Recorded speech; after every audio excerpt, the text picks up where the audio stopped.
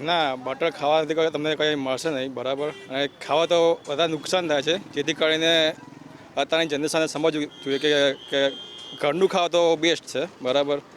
ઘરના રોટલા ખાઓ શાક એ બેસ્ટ, બાકી આ બધું ખાઈને તમને કંઈ મળવાનું કંઈ છે નહીં. ભેળસેળ તો હવે ચાલી રહ્યું છે, કેમ કે આ તો કમાવા માટે માણસો ગમે તે કંઈક કરતા જ હોય છે બરાબર.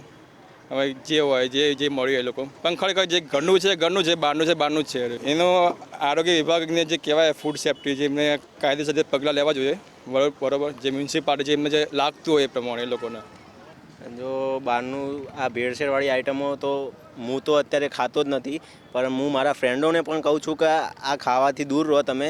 અને ભેળસેળવાળું હોય છે તે તમારા હેલ્થ માટે પણ આ બહુ રોગી હોય છે, એટલા માટે. અને જે ત્યાંની ટીમ હોય છે, સરકારની ટીમ હોય છે, એમને પણ આ બધું રોકવું જોઈએ અને લોકોને પણ જાગૃત કરવા જોઈએ.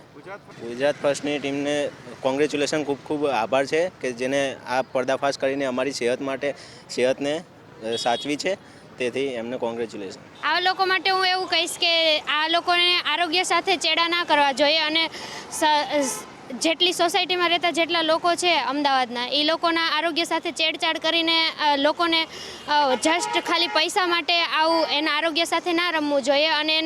અને એના માટે ગવર્મેન્ટે સ્ટ્રિક્ટ એક્શન લેવા જોઈએ. બહારનું ખાતા લોકો માટે પણ હું એક વસ્તુ કહેવા માગીશ કે તમે બને ત્યાં સુધી બહારનો પ્રેફરન્સ ઘટાડો અને ઘરનો પ્રેફરન્સ વધારો. કારણ કે આ લોકો બધા એટ ધ લાસ્ટ પૈસા માટે જ બધું કરે છે. અને પૈસા માટે એ લોકો એ બી નહીં વિચારતા કે તમારી હેલ્થનું શું થાય છે શું નહીં.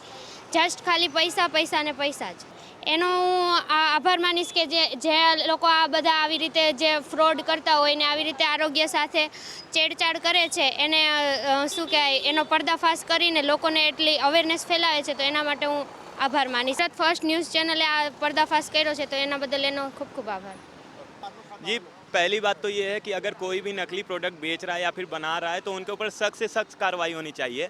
इसमें क्या है कि हम जो भी चीज़ अभी यहाँ पे गुजरात में ऐसा है कि कुछ भी अगर हम लोग सुबह का नाश्ता ले रहे हैं या कुछ भी, तो सब मस्का बन पहले खाते हैं, उसमें बटर लगता है। कोई भी चीज़ खाना हो, वड़ा पाव या फिर दाबेली कुछ भी, तो उसमें बटर का यूज़ हो रहा है। अब हम इससे ये नकली मक्खन से क्या क्या हानिकारक होता है, इससे आपको पता है हमारा पूरा शरीर, मतलब शरीर में कोई ना कोई बीमारियाँ तो हो ही जाएंगी अगर कोई भी चीज़ नकली खाएं। हमारे किडनी पे असर होगा, हार्ट पे असर होगा, पैंक्रियाज पे, हमारे सारे बॉडी पे असर होगा।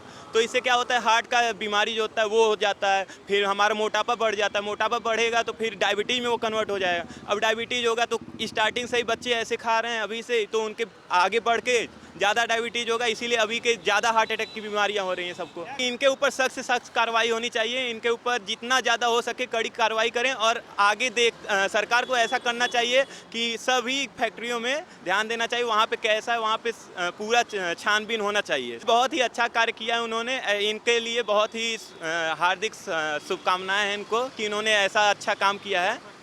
गुजरात फर्स्ट न्यूज़ चैनल को बहुत ही शुभकामनाएँ, बहुत ही अच्छा काम किया उनके लिए, बहुत बहुत धन्यवाद। તો આ જે નકલી માખણ વેચવાનું કાર્ય કરી રહ્યા છે એ બહુ ઇલીગલ વસ્તુ છે. જે રીતે આપણે ખાવાને અત્યારે આપણે અન્ન દેવતા રીતે બી માનતા હોઈએ છીએ ભારતમાં, અને યુએસમાં એ જગ્યાએ ખાવાને આપણે પ્રાયોરિટી આપતા હોઈએ છીએ. અહીંયા આ રીતે નકલી વસ્તુ બનાવવામાં આવે છે અને જે પબ્લિકમાં વેચાય બી છે, અને પબ્લિકની હેલ્થ માટે કેટલું મોટું ઇસ્યુ બની શકે છે એ આપણને અત્યારે ખબર નથી. જ્યારે મોટું ઇસ્યુ આવે, જેમ કે હાર્ટ એટેકના કેસીસ વધી રહ્યા છે, એવા બધા થાય ત્યારે ખબર પડે છે. અને આ જે તમે કાર્ય કર્યું છે સારું કામ છે. આ ગુજરાત ફર્સ્ટનું બી નહીં, આ બધાએ કરવું જોઈએ કે આપણે જે કંઈ બી ખાતા હોય એકવાર ચેકઅપ કરાવવું જોઈએ કે ભાઈ શું છે. એના માટે ફૂડ ઇન્સ્ટ્રક્શન બી હોય છે, એ તમારે વાંચવા બી જોઈએ. અને આ માટે સરકારે કડક કાયદાથી પગલાં ઉઠાવવા જોઈએ કે જેથી હવે કંઈ બીજી વાર કોઈ કરવાની હિંમત ના કરે.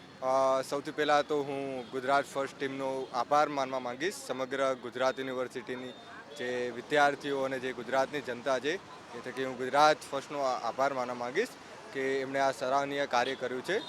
હવે આજે માખણ પકડાયું છે, તો હું આ વિશે કહેવા માંગીશ કે સરકારે આના ઉપર સખ્તથી સખ્ત કાર્યવાહી કરવી જોઈએ. આજે માખણ જે ફેક્ટરીઓ જે આ બનાવી રહ્યા છે અને જે વેચી રહ્યા છે, અને જે ગુજરાતની જનતા સાથે જે આ ચેડા કરી રહ્યા છે જેમના સ્વાસ્થ્ય સાથે, તેમના ઉપર સખ્તથી સખ્ત કાર્યવાહી ગુજરાત સરકારે કરવી જોઈએ. ફૂડ ડિપાર્ટમેન્ટને સજગ થવું જોઈએ આ બાબતમાં. એ લોકોને હું ચોક્કસથી જે લખેલા હોય છે કે જે ઇન્સ્ટ્રક્શન હોય છે જે વસ્તુઓ ઉપર, એ વાંચવા જોઈએ. અને જે જેવી તેવી જગ્યા છે કે જે હાઇજીન મેન્ટેન થાય છે, એ જ જગ્યા ઉપર એમને બેસીને આ ફૂડ અને એનું સેવન કરવું જોઈએ. કોઈ પણ જગ્યાએ બેસીને આ જે બહારની વસ્તુઓ છે એ ના ખાવી જોઈએ.